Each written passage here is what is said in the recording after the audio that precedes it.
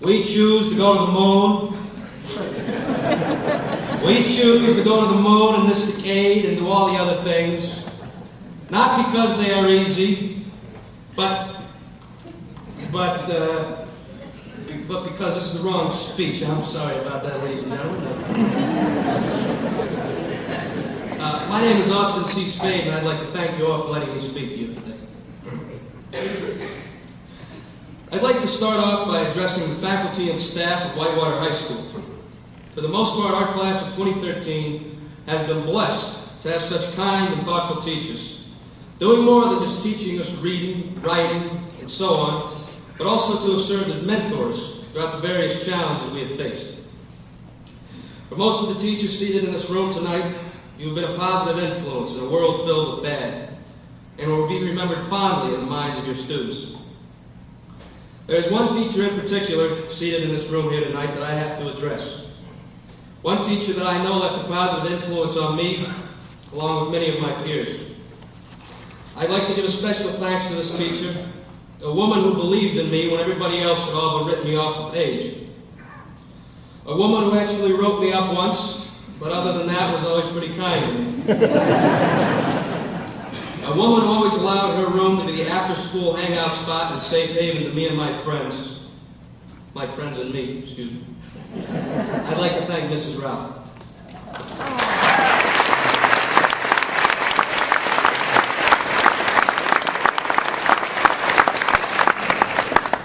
To my fellow students of Whitewater, we made it. And we got the funny hats that for me doesn't fit to prove it. Winston Churchill once said, "It's no use saying we're doing our best. You have to succeed in doing what is necessary." And ladies and gentlemen, it is my truest belief that we have both succeeded and exceeded in doing what is necessary. When we broke all standing records for the most money raised for Pennies for Patients, we exceeded in doing what was necessary. When we reached academic heights unparalleled by the rest of the state of Georgia, we exceeded in doing what was necessary. But every day, every single one of us, every time we reached out a hand to a student who maybe needed help or didn't have anybody to talk to, well, that's when we truly exceeded in doing what was necessary. As we prepare to graduate, the one thing we can all do is look at where we are now and compare it to where we were 4 years ago. Even though we've just been started and there are many challenges yet to face, let us hold our heads high, knowing that we faced and conquered the challenges posed to us by Whitewater High School. Let it never be taken lightly what we've done at this school, and let our accomplishments never be written off as anything less than monumental.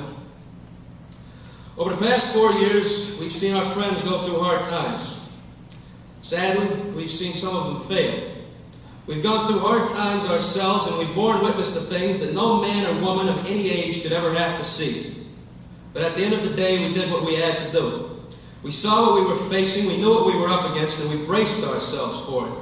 And when the tides receded, we pulled ourselves up, brushed ourselves off, and stood ready for the next wave. We went 15 rounds with the hardest tests and quizzes the school could throw at us, and now that the fight's nearly over, when that final bell rings and we stand victorious, I know that each and every one of us stands a better person because of it. Well, now that I made it sound like we were fighting a war for 4 years, let me recall to you some of the lighter memories of high school. Because all in all, that's what really matters.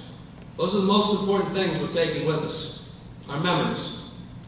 To bring up the faculty and staff again, one of my favorite memories that I'll take from high school was that of Dr. Benoff's class, whose class I took twice.